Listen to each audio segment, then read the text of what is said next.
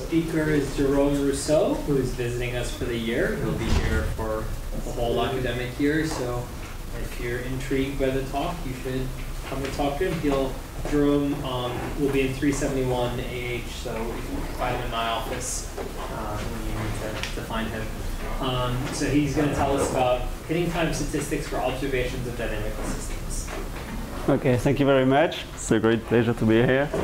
So I'm going to talk about hitting time statistics for observation of dynamical system, and then I will explain how we can use this result to study random dynamical system. All right, so first I will explain what I want to do, and then I will give a precise result. So I'll take just a dynamical system, x, t, mu. All right, so just to be clear, t is an application from x into itself, mu is a probability measure, and it's invariant by t. All right.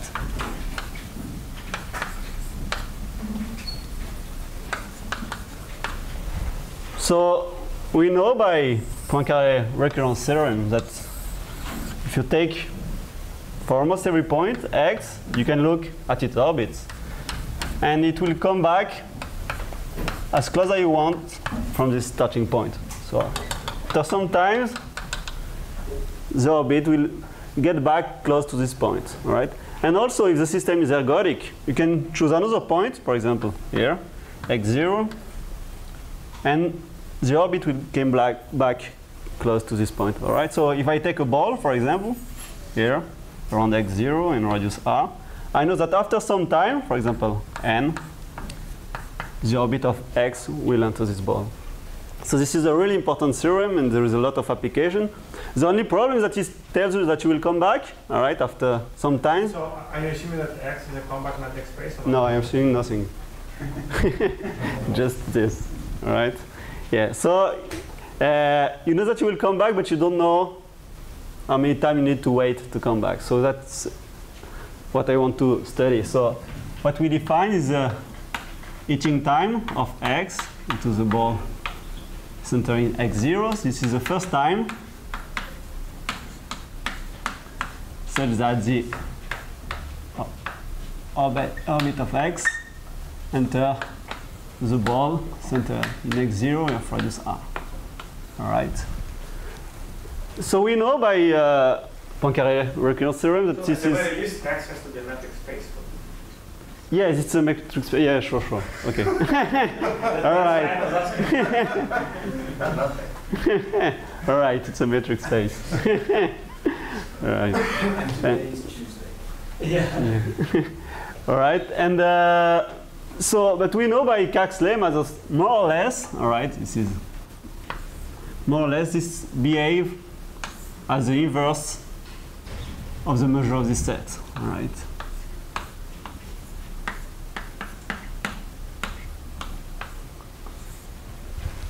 All right, so this is in average. This is Kak's lemma. We give this information. So what we want to know is what is the measure of the point, such that this return time is bigger than that. More precisely, I want to study the measure of points, all right, such that this hitting time is bigger than, say, t over this measure.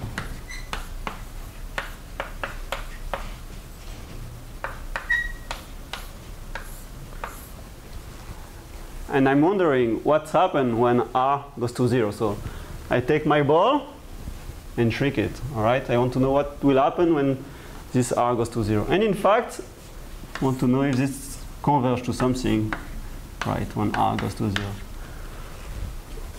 these are the points that are taking too long to come back? Yeah, exactly, all right? So in fact, it has been proved for many chaotic systems. I'm not going to explain more, but that this goes to an exponential, all right? So if the system is, say, chaotic enough, this will go to an exponential, all right? But this, in fact, has already been done. So I will come back to my initial problem here. And what you can ask is, all right, but if the system is really high dimensional, so you have a really, really huge system, So maybe this has no physical meaning, because the time you need to enter this set can be really, really huge. So you are never going to see it. So maybe it's not really interesting. For example, if you are studying meteorology, maybe you are not interested in your whole system. You just want to study temperature or pressure or the speed of the wind or stuff like that. You are not interested in your whole system. And if you have, for example, a lot of particles in your system, maybe you are just not interested in looking at all the particles, but just maybe 1 or 2 or 3. Right? So in fact, instead of looking at the whole system, what I want to do is looking at an observation of the system. So I will take a function here, f, all right, from x to another space, let's say y. All right. The idea is to take a space of smaller dimension. All right. And I want to study, instead of studying the orbit of x, I want to look at the image of this orbit. Right. So here I have f of x. Here, f g of x. And I will ask exactly the same question. All right, if I look at the image of x0 here, I want to know how long it will take me to enter this ball. So for the image of the orbit. All right. So what you hope is that if this system has smaller dimensions than this one, you hope that it will be quicker to come back here. All right. So generally, what I will do, I will take epsilon, which is r, to some n. All right, so simplify here. And so here you have a natural measure, which is the push-forward measure that I will denote f star mu, which is just mu of f minus 1. All right. So what I'm wondering is exactly how long the image of the orbit will take to enter this set. So in fact, I will change my definition here. And I will look at the heating time for the observation. So I want to know when the image of the orbit of x will enter the ball center in f0, f of x0 and radius r. So again, by Kak's lemma, we know that more or less this is the push-forward measure of this set. All right, and we'll ask exactly the same question. What will happen here if I look now at the heating time for the observation? All right. And so we want to know if we will have an exponential distribution of heating time. All right. So in fact, we'll see that if the system is mixing enough, this will happen. So now I will give the precise result here. So I will need some assumption of the system. So first, I will need an assumption which I will call almost a periodicity for f. So I don't want periodic point, because this is a problem, because the behavior of periodic point is not good. So this does not behave like the inverse of the measure. So these points are not really good. So we will take them off. So I will assume that the measure of points such that you came back exactly at the same place after some times is 0. Right. So I don't want this type of behavior because they are not interesting. When I take r go to 0, this is always finite.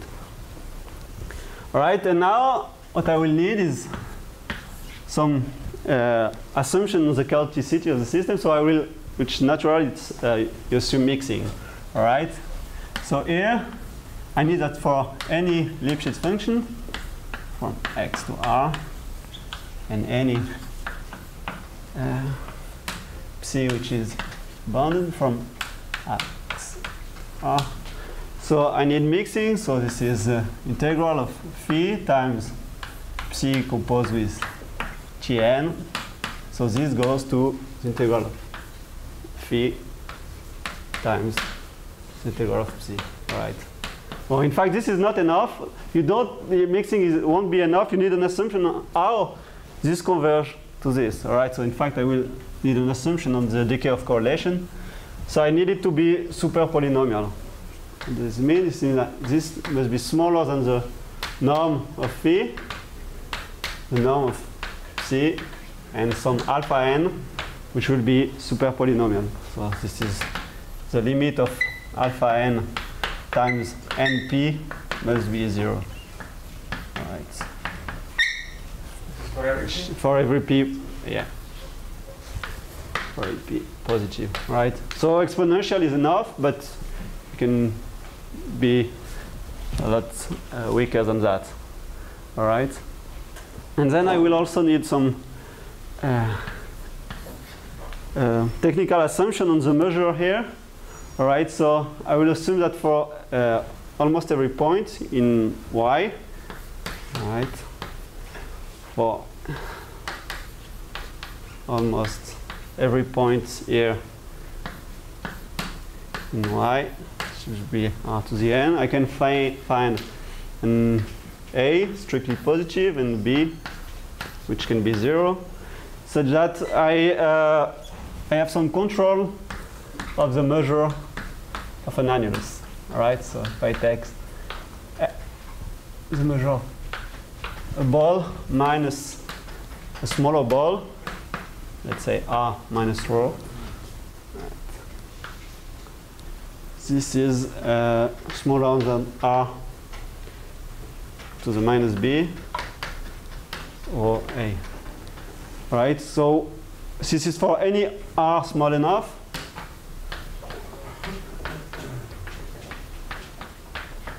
And rho smaller than r.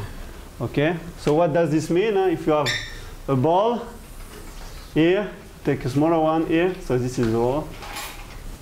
So there is not a lot of measure here. So you can control the measure on the border of the ball. So if this rho is small, this must be small. All right. So in fact, it can be really big here with r, but you need to have a control here with this rho. All right. So now I can give the theorem here.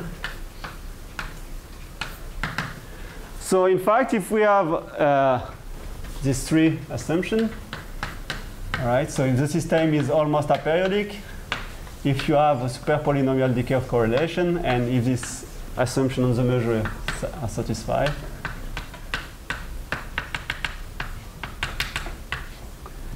and if my observation f here is Lipschitz, all right, so f will be Lipschitz,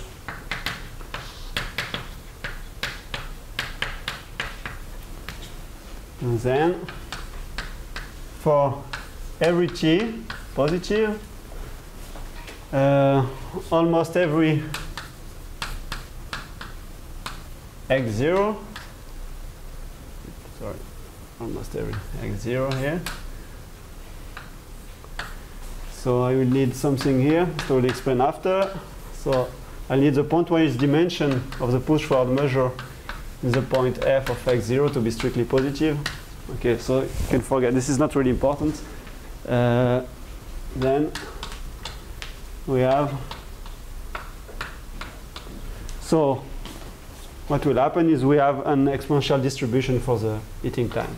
So the measure of points such that the heating time for the observation is bigger than chi over the measure of the ball.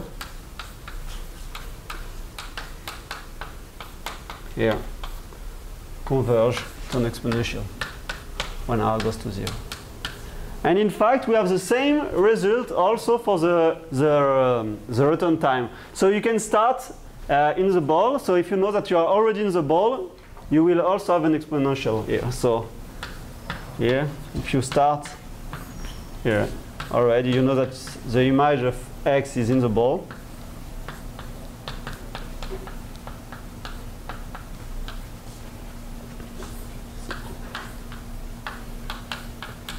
This also will go to an exponential.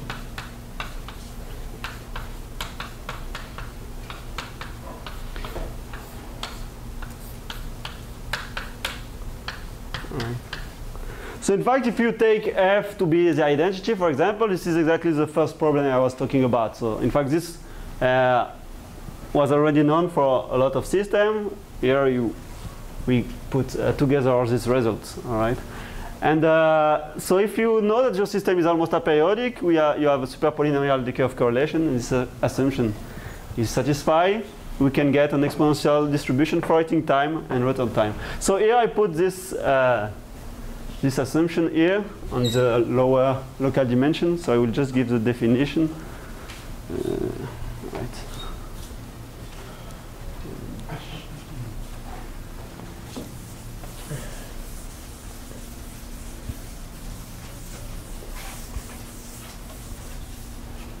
So if you have a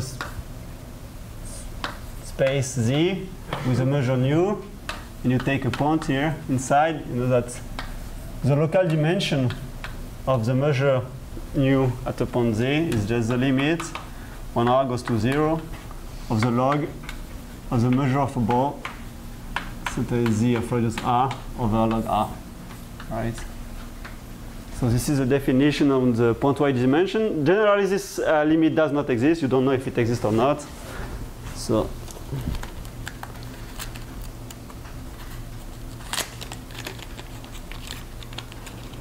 what you do is you take the limit if, and you define the lower local dimension. And if you take the limit sub, it defines the upper local dimension. So if you don't know this kind of stuff, you just generally, if the measure is nice enough, this is almost everywhere equal to the Hausdorff dimension of the measure. All right.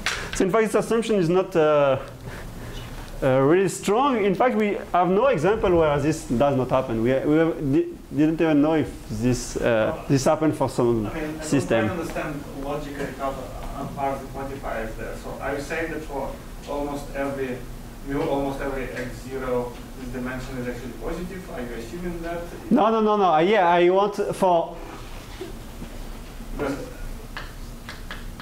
almost every point such that we have this measure is strictly this dimension is strictly positive. This happens. Yeah, but I don't know. I don't understand what that means. You're looking at the set of points, you know, where this dimension is positive, and you're picking a random point there, right? Usually that's all points, right? Yeah, generally this is for mu almost every point because this won't happen. This will happen everywhere. Because generally the measure, the dimension exists and it's the same almost everywhere. Yeah, I understand that, but I mean, if if the dimension is not positive almost everywhere, then I don't quite understand what the. It's an intersection of a set of full pair with this set. Okay, and you're picking a point there. Yeah. Yes. Okay. Yeah. All right. So now I will speak about another problem, which is the same type of problem, but for random dynamical system. So I will explain what I want to look at, and then I will show what's the link between these two problems. All right? Examples of this type of dynamical system, some interesting examples to satisfy this condition. If I have some example which satisfy this assumption, yeah, I will give some now. Oh, yeah, exactly. I will show how we can.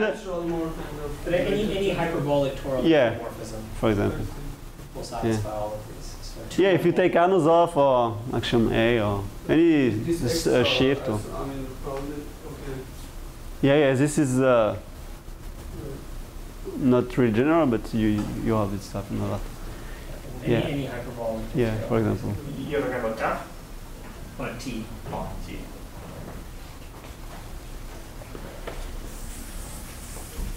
Do you know of any example where you have truly polynomial decay of correlation, yet the exponential statistics?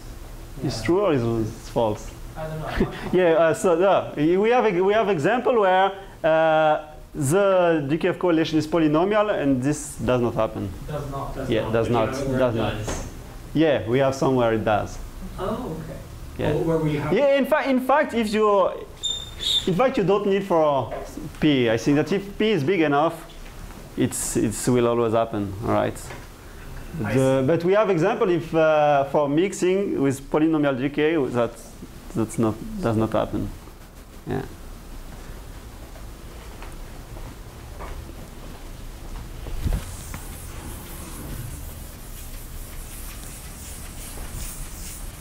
you could make this result for some flows also, probably? This kind of result, I don't know. I hope so. But we can study just the behavior of this heating time. Yeah, when R goes to 0, yeah, for flow, yeah. And we know that it's behave like R to the minus D minus 1. Yeah. Yeah, so for flow, I study something, but a little bit different from this problem. I think, yeah, it's possible to do it. So now we'll talk about random dynamical system.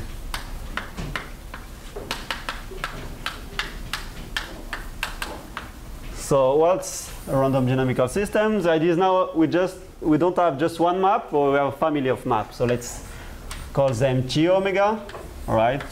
Index with some set omega. Maybe it will be 1 or 2. You have just 2 maps, or it can be a family of. It can be an interval here. You have a perturbation, for example, of an initial map. It can be a lot of stuff, all right? So you have a family of maps. All of them are from X into itself. All right, and at each step you will randomly choose one of them. So you have your point X here. First you choose, for example, T omega 1. You go there, and then you will take another one randomly. So you will go there, for example, T omega 2, and then you will take another one, which you take there, T omega 3. All right. So at each step you will randomly choose a map. All right, and the question I'm looking at is exactly the same. All right, I put a ball here, center in x0 and radius r. I want to know how long it will take for this random orbit to come here. All right, so the question now I want to I need to define some stuff first. All right, so first I need to say how randomly we will choose this map. All right.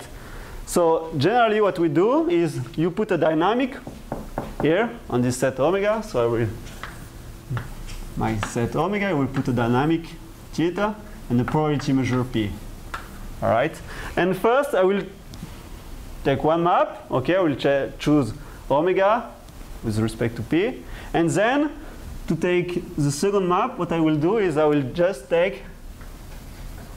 I will apply this dynamic on omega, and I will choose a map T of theta omega. And then I will apply again theta here, all right, on omega, and I will choose this map, all right. So in fact, so we have this random orbit, which is Tn omega of x. So you take your point x, you apply T omega, and then you apply T of theta omega, and so on. All right. So the question is the same. How long does it take for this random orbit to enter this set? So here I'll change a little. So I will look at the time that I need, all right, for the random orbit to enter this ball. Times x0 and radius r. All right. So I want to do some similar thing here. So first, what I need to do is put a measure here for this random dynamical system. So generally, what we do, okay, write it here. We define a in the space. Blackboard is too small. Okay.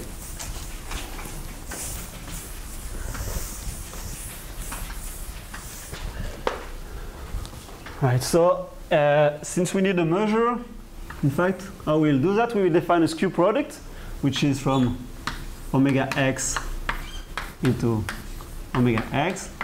So you take a point omega x, you know what happened to him, you apply theta on omega, and here you apply the map T omega x.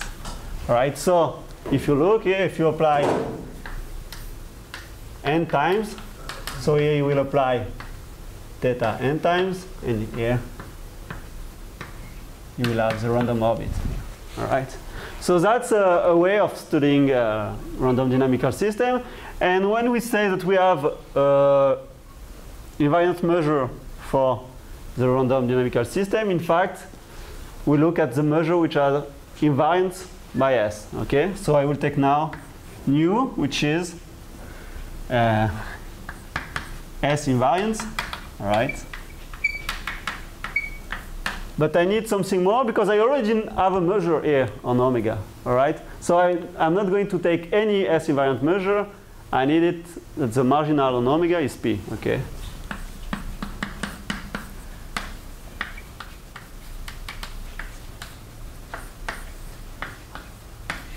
All right, because I already have a measure here.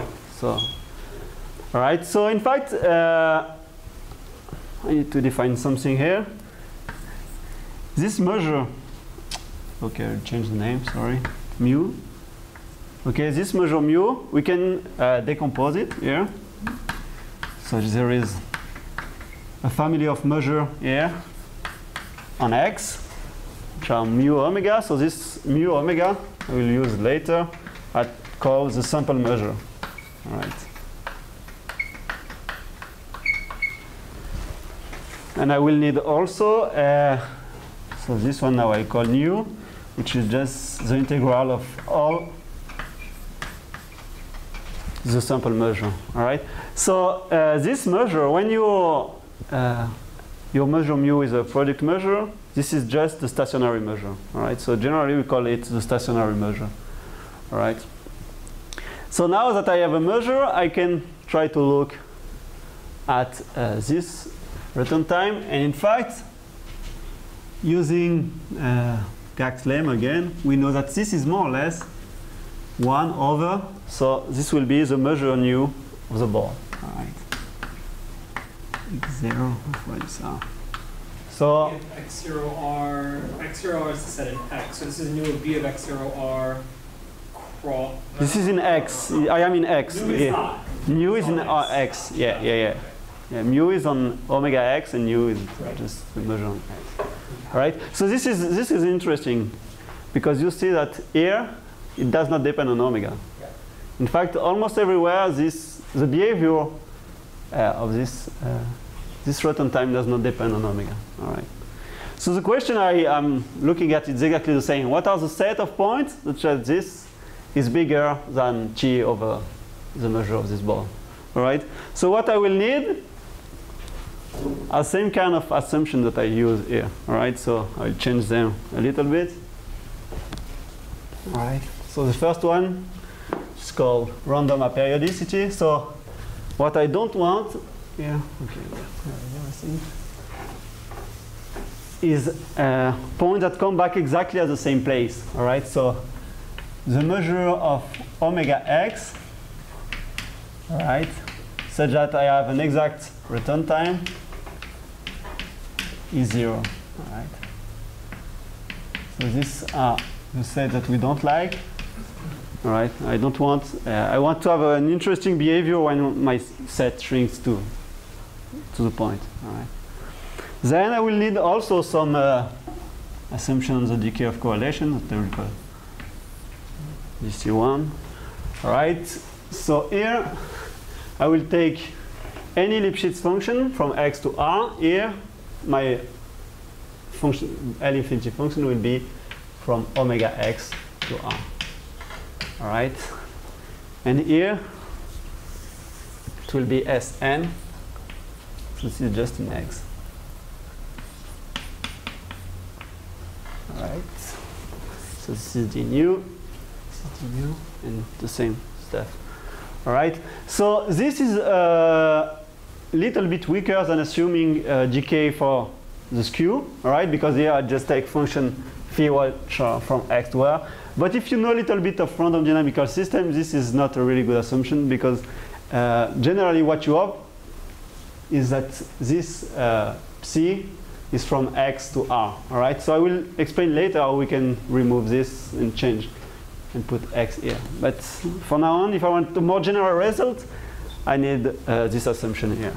All right, so super polynomial decay. So this is between decay for the skew product and decay for the random dynamical system. All right, and now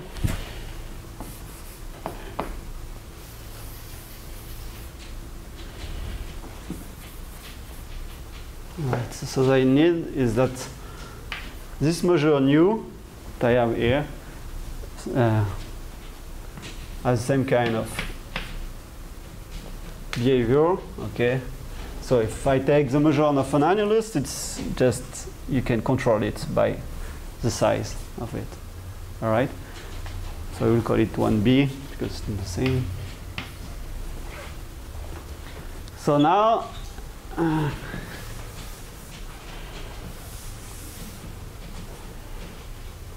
Okay.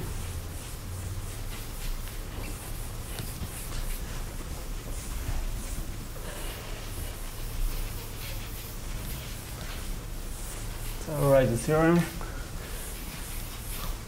So again, if these three assumptions are satisfied, so if the system is random aperiodic, if we have super polynomial decay of correlation, and if this assumption 1b is satisfied, all right, then for every t positive, for almost every, so this is new, almost every x0 in x, with, sorry, I'm looking at point with a positive lower local dimension, then we have an exponential distribution for the heating time and for the return time. All right, so the measure of omega x such that the random heating time is bigger than t over the measure of the ball. This goes to an exponential. Now it goes to 0. And in fact, we also have the same for the return time. So here, if I restrict my measure to the point which were on the ball, so we will also have an exponential distribution.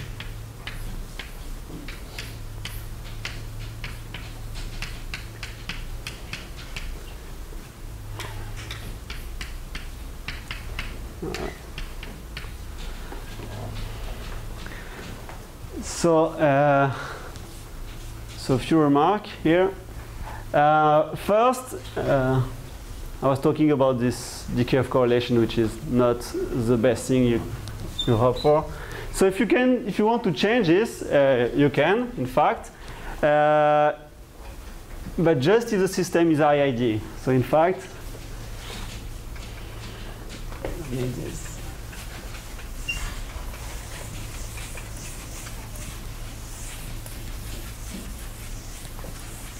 okay, so first remark. So if the system is IID, what you can do is. So what do you mean by this? Do you mean that there is no theta, you just have a measure of omega and you pick the transformation each time randomly? No, yeah, at each time you choose. Yeah. But that's really omega to the z and theta is the shift. Yeah, exactly. Yeah, So yeah. Oh, okay. Right? Yeah, for example, yeah, you take a shift and you put a measure just on. Yeah, but I also want to think about the possibility of matrices or something. Like Sure. Omega could be a finite set and you just. And then you have omega to the z. If your finite set to the z is your omega. Yeah. Or to the n. Yeah. Exactly. Then you can change, so this assumption, because this one can change it by this is 2. So what's the difference? So you have the same with the Lipschitz function. The difference here that you can put this L infinity from x to r. All right. So we use the same here. So now this is x, this is psi, and now this is not s, but this is Gn of G omega n of x. All right. It's G mu phi d nu psi d. So this is what you generally get when you study a random dynamical system and try to obtain a decay of correlation. Generally, you get it with this form. All right.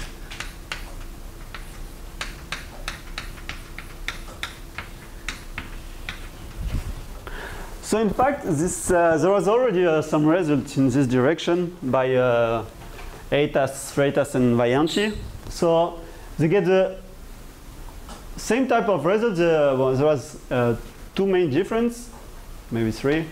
And first, the decay of correlation. So this one is also for IID system, but the decay of correlation is way stronger than mine. So they assume polynomial with L1 here, which is much stronger than this one.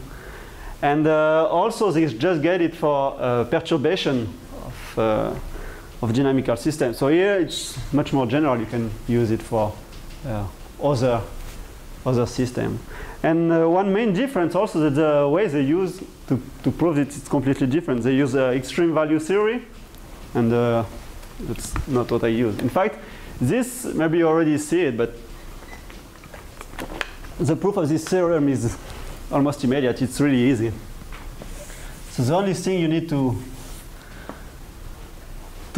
see is that if you take a projection on the second variable here, you will get the random orbit here.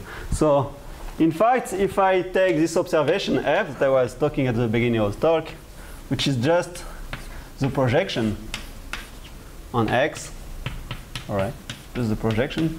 What will happen when you apply F to Sn? Which is just the random orbit, all right? So in fact, this random return time, this random return time here is just the heating time for the observation that I defined earlier, but with respect to S here. So you look at when the point omega x enter in some omega 0, x 0. In your previous theorem, wasn't F evaluated in some Euclidean space? Yeah, you can remove this. Yeah. All right. Question about that, but your previous theorem, I mean, had an assumption about the whole dynamical system, right? It had test functions just in. Yes. Yeah. So yeah, in fact, it's not that. It's the principal idea there. All right. Just to take a projection, but inside the proof, yeah, because normally you should have here an omega x, but inside the proof you can change it and just put something on x. All right. And this the system is ID. You can change it again. And get rid of this. And get. But this is in the ID case, it's much more difficult. You need really to enter the proof and redo this part all again.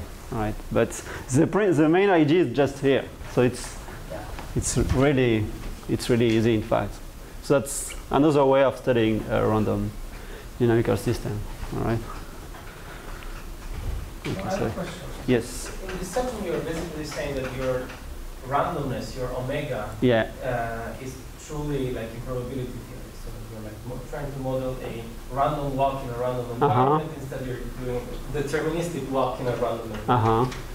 If you knew that your omega was not so random, could you, for example, give a lot of randomness to t to compensate for that?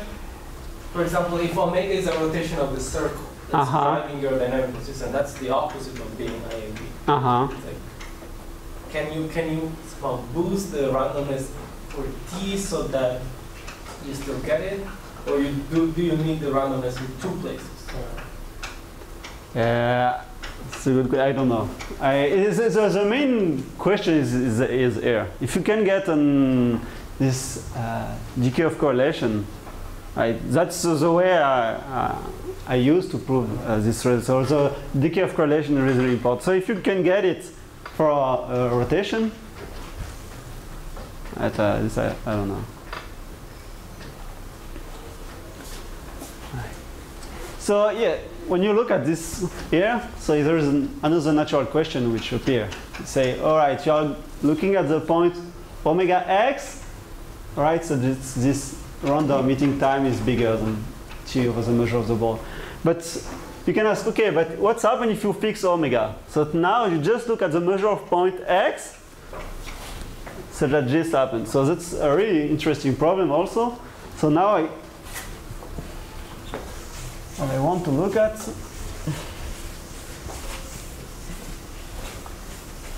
right, so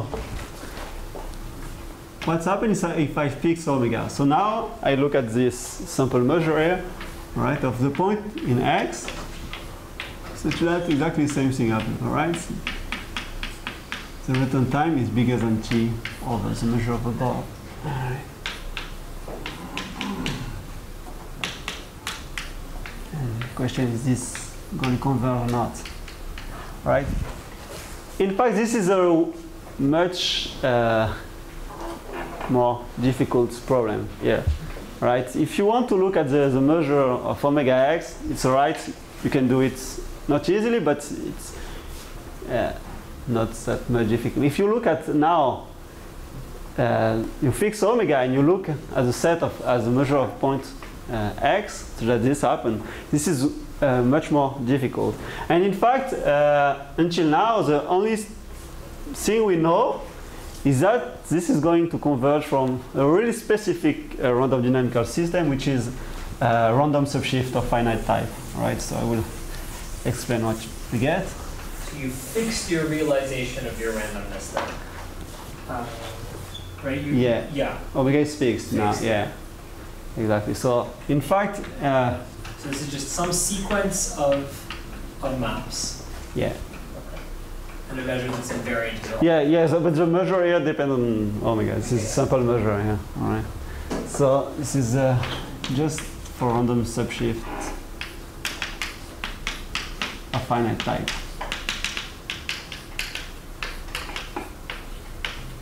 All right.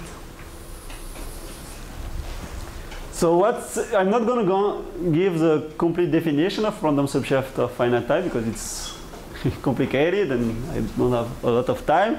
It just gives a main idea. It's just you take a shift. So now all my map, all right, all my map are the same. All right, first, all right, and T omega, they are all the same. It's a shift, all right.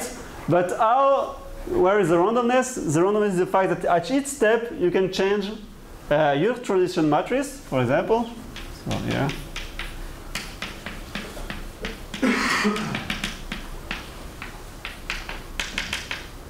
All right, here omega. So at each step, what can happen? You can change your transition matrix, you can change your alphabet, and you can change the probability measure of that you put on X. All right, so here the map is the same, but you change all the other stuff. All right.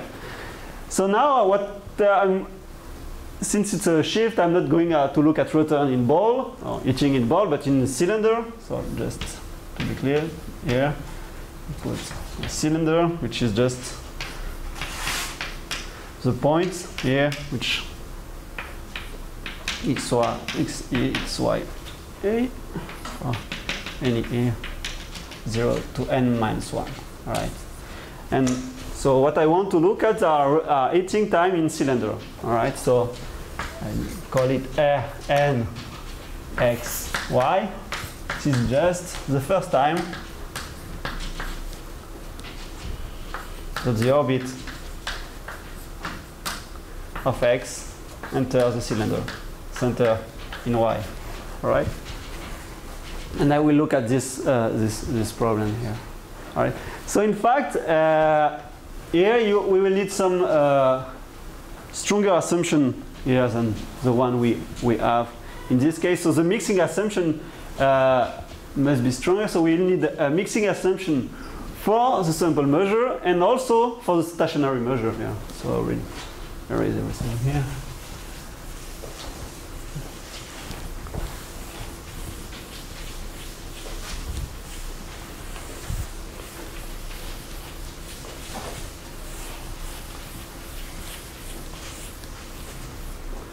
All right, so here we take A in the sigma algebra of n cylinders and B in the sigma algebra of n cylinders. All right, so the first assumption that we need is decay of correlation for the stationary measure here. So the measure of A intersect with sigma minus n minus g B when mu A, mu B, this is smaller than C0 alpha G. All right. So this is alpha mixing for nu. And so here I will need alpha to be polynomial. All right, this goes to 0 and G goes to infinity. And Q is fixed. I'm not going to define it because I have no time. But it's a constant that we know, all right, which depends on the entropy of the system. Mu omega.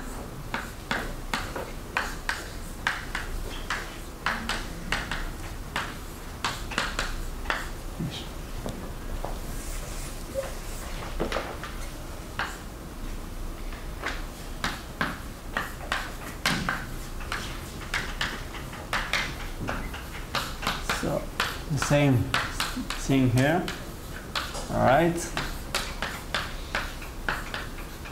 So this is for P almost every omega. All right. And finally, all right, you need to know that the cylinders decay exponentially fast. So mu omega of a cylinder here needs to decay exponentially fast, so some constant time a h0 n. So h0 is positive, and this must be for any y and almost every omega. All right. And it should look something like a Bernoulli or a Bernoulli mesh. Right? Yeah. Okay.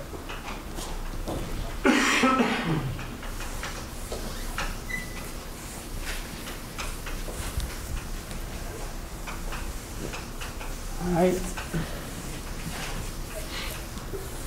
So this is the result with Benoît Sossol and Paulo Varandas.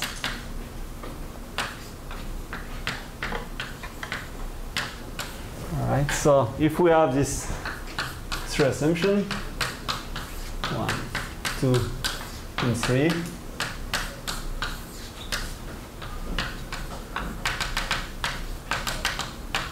Then for almost every y and almost every omega,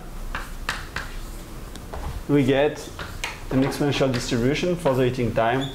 So now this is the point x, such that the heating time, so in the cylinder of size n.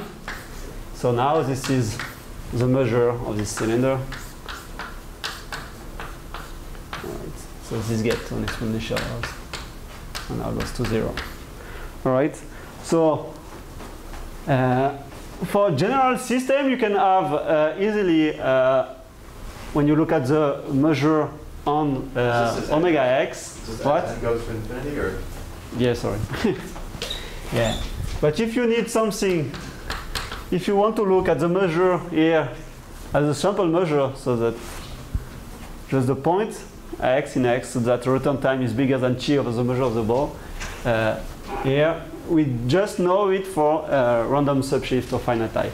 In fact, we also obtain for, we were thinking it will work, since it works for random subshift or finite type, we are thinking it will work for expanding map. And in fact, for expanding map, we just obtain this convergence here in probability. So we don't get, we didn't get this convergence here. So we don't know. We think it's gonna work, but this problem is much more difficult. And until now, it's the only result that there is with the probability here, mu omega. All right. Just 2 seconds. In fact, here we have a result which is for almost every point, and with Mike Todd, we obtain a result for every point. Why? So to obtain a result for every point, there will be a difference here. So the assumptions are a little bit stronger than this one, all right? And the difference will be, typically, this is the same thing, but if the point is periodic, here there will be a constant theta which will appear in front of t, all right, which is constant between 0 and 1.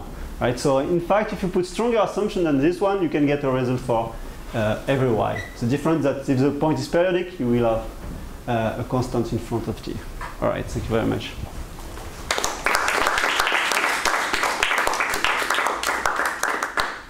Are there questions, further questions for Jerome? I have one, which is about the previous result on the random system. So presumably that would work if we had, say, a finitely supported measure on, let's say we have two hyperbolic diffeomorphisms of the torus, two hyperbolic matrices, and we just kept flipping a coin. That resolves, right? In that setting? Yeah. That's not right. And maybe even if you had pseudo and also have the diffeomorphisms of higher unit surfaces. The problem is that you need to find this decay of correlation. So if you have it, that's because until now there's not a lot of results for this kind of system. So it's going to appear, but generally result on decay of correlation, it's just for randomly perturbed. So for randomly perturbed dynamical system, you have a lot of results, but for general random dynamical system, there's less results. Yeah. Any further questions? Well, let's thank Jerome again. We do not have a seminar this Thursday. But we have 2 next week. We have 2 next week. I think David